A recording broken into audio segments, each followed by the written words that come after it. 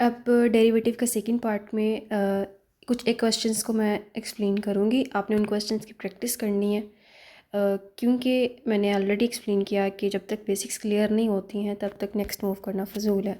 तो जब आपकी बेसिक्स बिल्कुल 100% क्लियर हो जाती है ना कि किसी भी क्वेश्चन को हम किस तरीके से सॉल्व कर सकते हैं, क्या स्ट्रेटजी फॉलो होती है, तो कोई भी कॉम्प्लिकेटेड क्वेश्चन आ जाता है आप उसको सॉल्व कर लोगे। अच्छा, क्वेश्चन नंबर 1 है ये, जिसमें ए पार्ट में इसमें क्या कहा हुआ है कि डेरिवेटिव हमने फाइंड आउट करना है।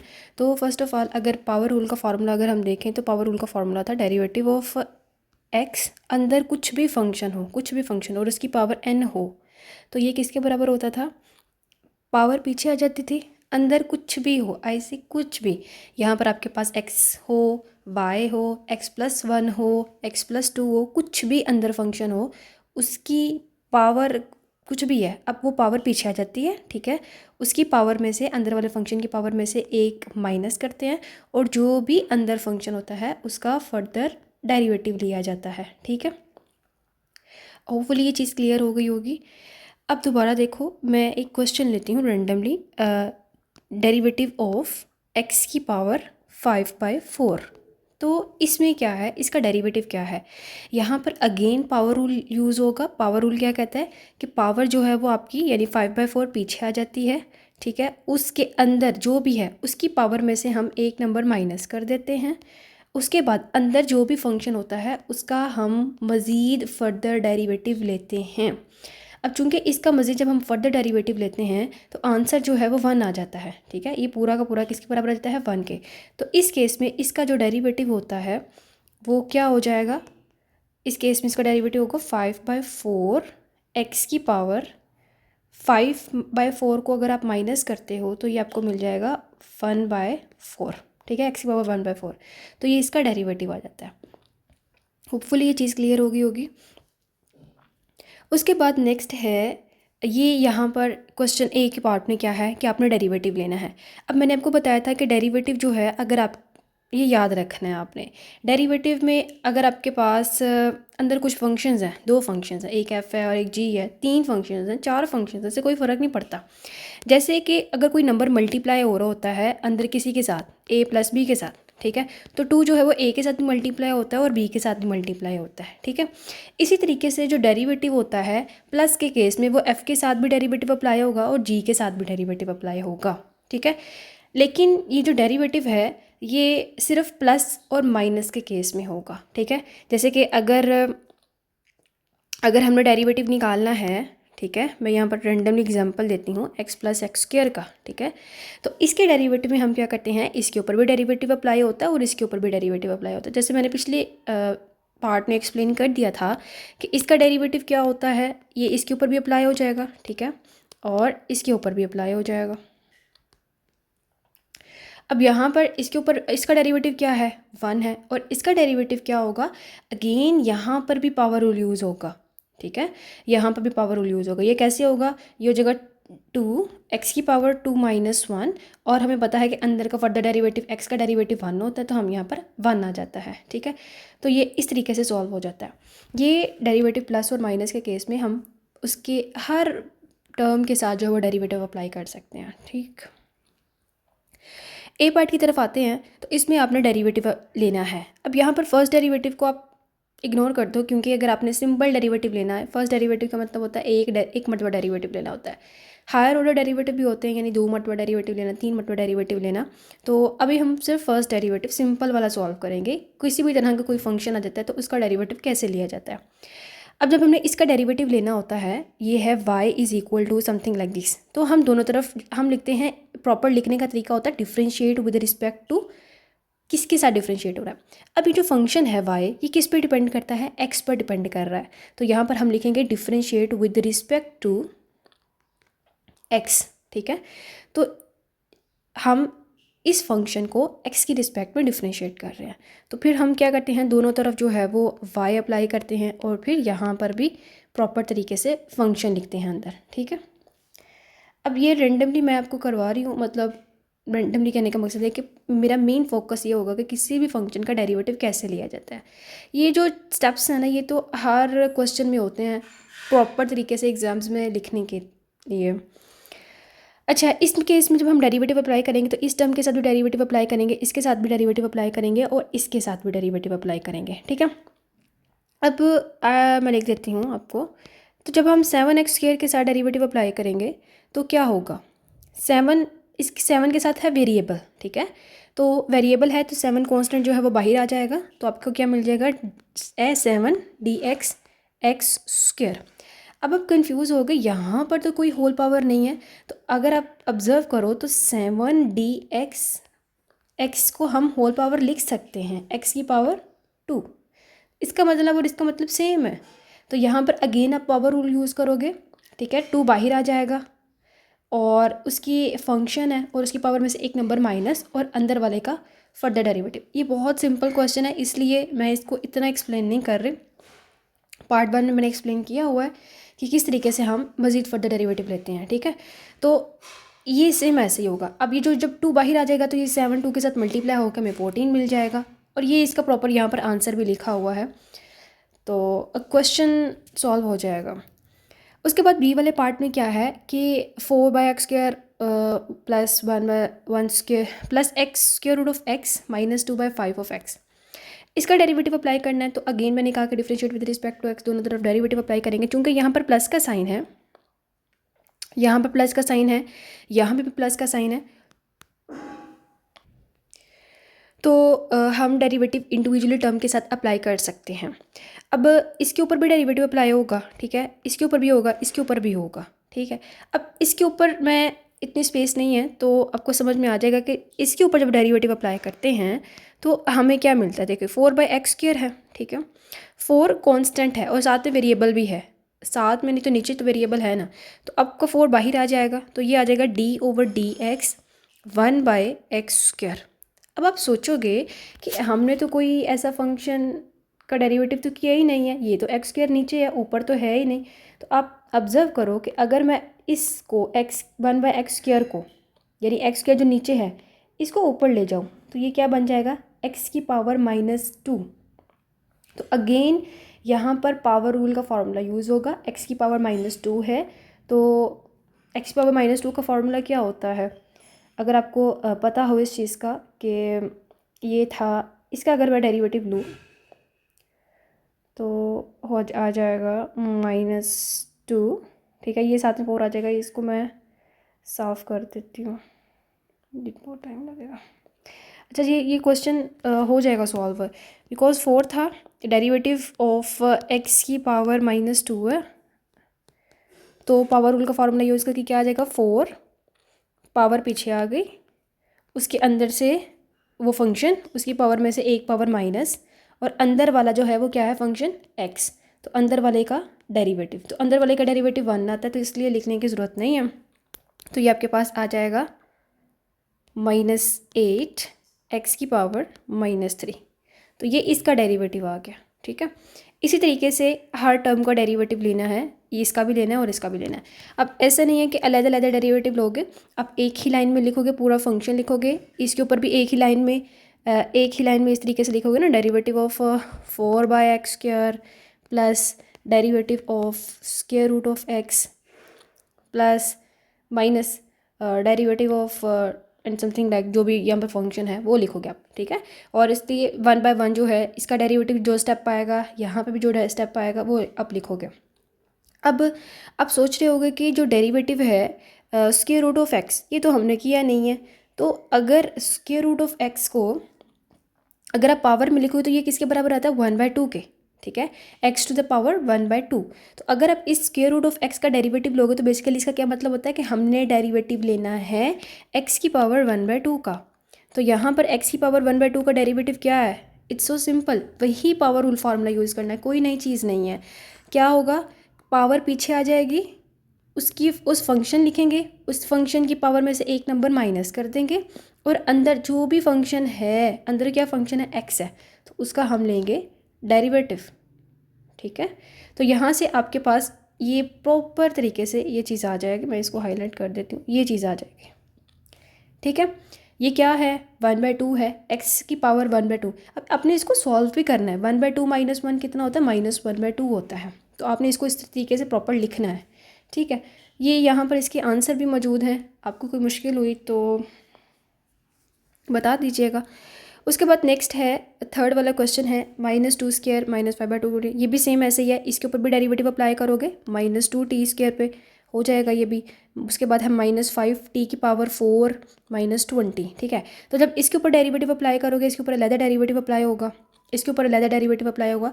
अब यहाँ पर आपका 5 बाहर आ जाएगा और t⁴ जो नीचे है वो ऊपर चला जाएगा, तो ये बन जाएगा t⁻⁻4। ये हो जाएगा -5t⁻⁻4। -20 कांस्टेंट है, इसके साथ कोई भी वेरिएबल नहीं है, तो इसका डेरिवेटिव जो है वो 0 हो जाएगा। तो यहाँ से आपके पास इसका डेरिवेटिव आएगा -8t + 5 4 = 20t⁻⁻3। इस तरीके से इसका ये यहाँ पर लिखा भी हुआ है फार्मूला, तो ये आपके पास आ जाएगा। उसके बाद नेक्स्ट क्वेश्चन है ये वाला भी, इसका सिंपल आप डेरिवेटिव ले सकते हो, बहुत सिंपल। अगर आप इन क्वेश्चंस की प्रैक्टिस कर लोगे ना तो होपफुली आपकी बेसिक्स क्लियर हो जाते हैं और किसी भी तरह से क्वेश्चन आएगा तो आप सॉल्व कर लोगे इस तरह के, इससे रिलेटेड कोई क्वेश्चन। अब देखें यहाँ पर 3x है, तो इसका आपने डेरिवेटिव लेना है। तो कांस्टेंट के साथ वेरिएबल है तो कांस्टेंट बाहर आ जाएगा, तो डेरिवेटिव ऑफ x खाली आ जाएगा। इसका जो डेरिवेटिव है वो 1 होता है, तो इसका आंसर आ जाएगा 3, ठीक है। उसके बाद नेक्स्ट है √5x, ठीक है। अब आप सोचोगे ये तो बड़ा कॉम्प्लिकेटेड लग रहा है, इसमें तो √5 आ गया है, तो कोई मुश्किल नहीं है। ये जो √5 है, अगर आप सोचो तो ये √5 कोई वेरिएबल तो नहीं है, ये तो सिर्फ कांस्टेंट है। तो हमें पता था कि जब हम डेरिवेटिव अप्लाई करते हैं कोई कांस्टेंट के साथ, अगर कांस्टेंट के साथ वेरिएबल है तो वो जो कांस्टेंट है वो चाहे कैसा भी है वो बाहर आ जाएगा, ठीक है। तो इस केस में √5 कांस्टेंट बाहर आ गया, ठीक है। डेरिवेटिव ऑफ x, ठीक है। तो इसका डेरिवेटिव क्या हो जाएगा, x का derivative with respect to x 1 हो गया, और आपको क्या मिल जाएगा 5। इसका डेरिवेटिव जो है यहाँ पर आप लिखोगे dy/dx, ठीक है। उसके बाद नेक्स्ट है -24। -24 का डेरिवेटिव क्या है, तो आप देखोगे कि डेरिवेटिव ऑफ -24 क्या है, इसके साथ कोई वेरिएबल नहीं है, तो -24 क्या है, एक कांस्टेंट है। तो कांस्टेंट का डेरिवेटिव क्या होता था 0। अब ये चीज़ लिखोगे। उसके बाद √3 ये भी हो जाएगा आपका, x34 हो जाएगा, ये भी हो जाएगा। नेक्स्ट सारे क्वेश्चंस आपके हो जाएंगे। इसमें मैंने ये एक चीज़ एक्सप्लेन कर दी हुई, ये भी मैंने एक्सप्लेन कर दिया हुआ है कि -12x⁴ है, ठीक है। तो अगर आप इसका डेरिवेटिव लेते हो, ये माइनस आप बाहर भी लिख सकते हो, इससे कोई फ़र्क नहीं पड़ता है। डेरिवेटिव ऑफ 12x⁴, तो x⁴ 12 क्या है, कांस्टेंट है, x क्या है, वेरिएबल है, तो 12 बाहर आ जाएगा। ये बन जाएगा आई विल अगेन राइट, तो क्या बन जाएगा -12 डेरिवेटिव ऑफ x⁴। तो आप इसको इस तरीके से लिख सकते हो, -12 डेरिवेटिव ऑफ x⁴। यहाँ पर आपका पावर रूल का फॉर्मूला यूज़ होगा। पावर रूल क्या कहता था कि कोई भी पावर है उसको आप पीछे रखोगे, उसकी पावर में से एक नंबर माइनस और अंदर वाले का फर्दर डेरिवेटिव। तो ये सेम वैसे ही क्वेश्चन है, ये वाला भी आपने क्वेश्चन कर लेने हैं।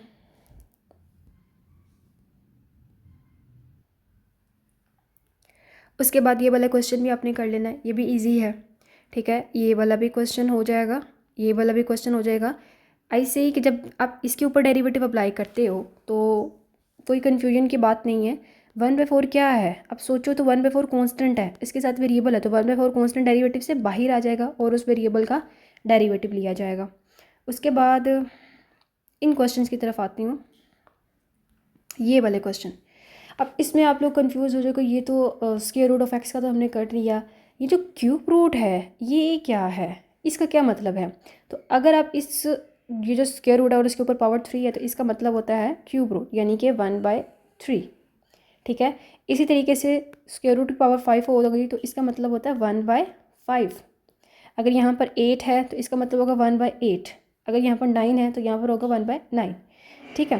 तो अगर आपको ये पता चल जाता है कि आप इसको पावर में किस तरीके से कन्वर्ट कर सकते हो, तो ये पावर में होता है x + x⁴ 1/2 + x⁴ 1/3 + x⁴ 1/5।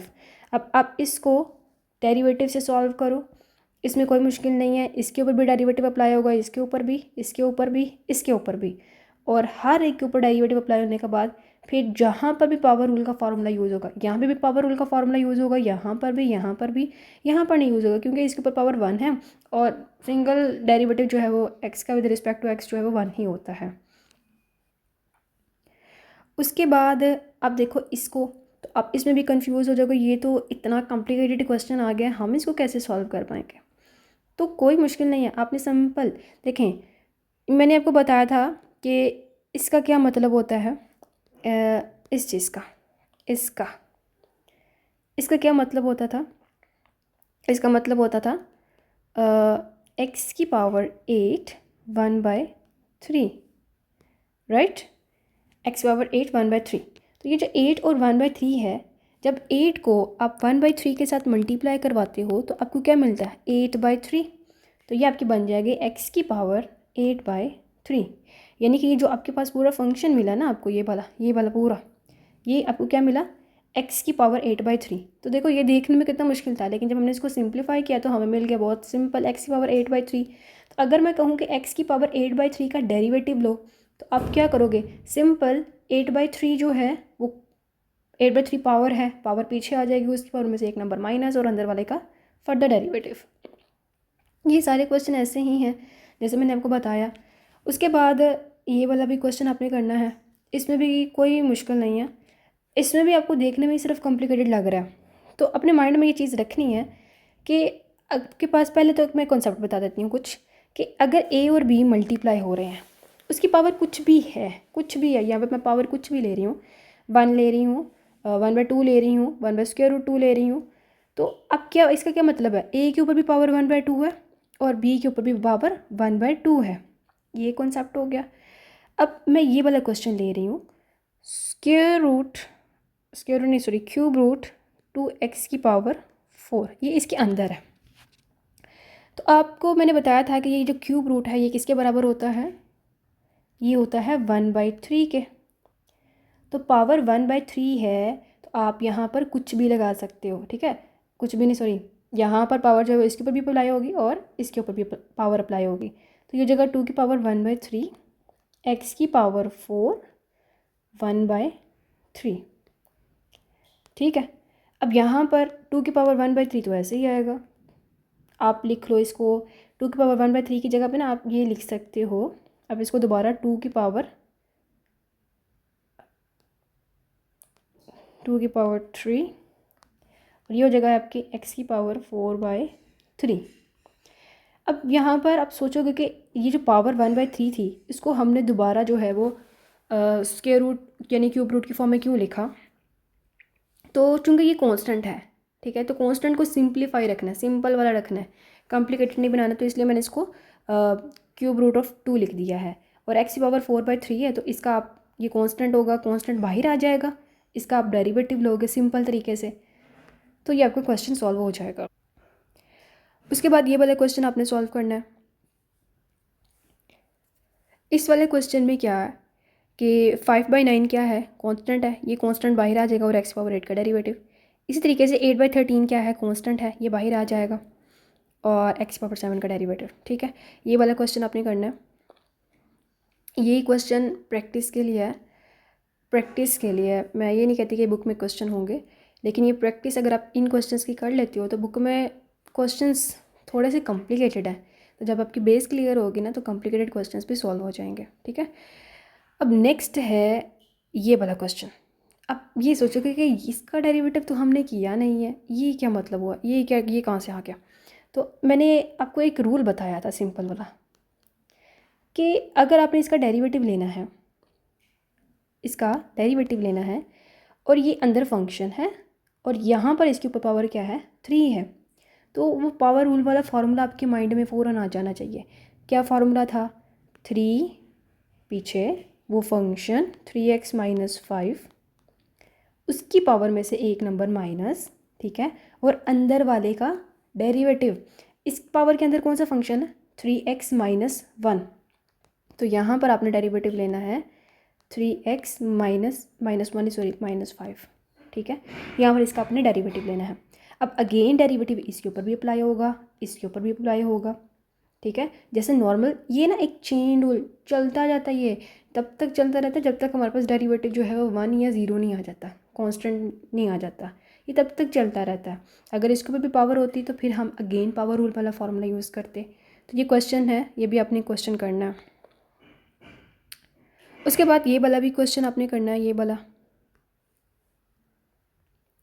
वाला क्वेश्चन भी आपने करना है, और ये वाला भी क्वेश्चन करना है, ये वाला, ठीक है।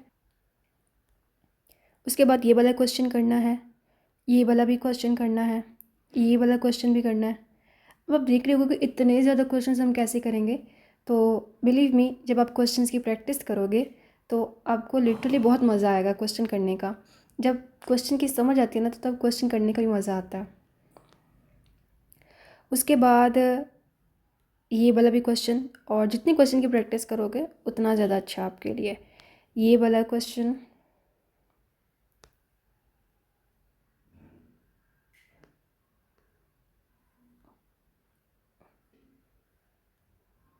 ये वाला क्वेश्चन, ये वाला क्वेश्चन आपने करना है, ये वाला मैंने बता दिया। उसके बाद इतने ही क्वेश्चंस काफ़ी हैं, और आप इन क्वेश्चंस की प्रैक्टिस करें।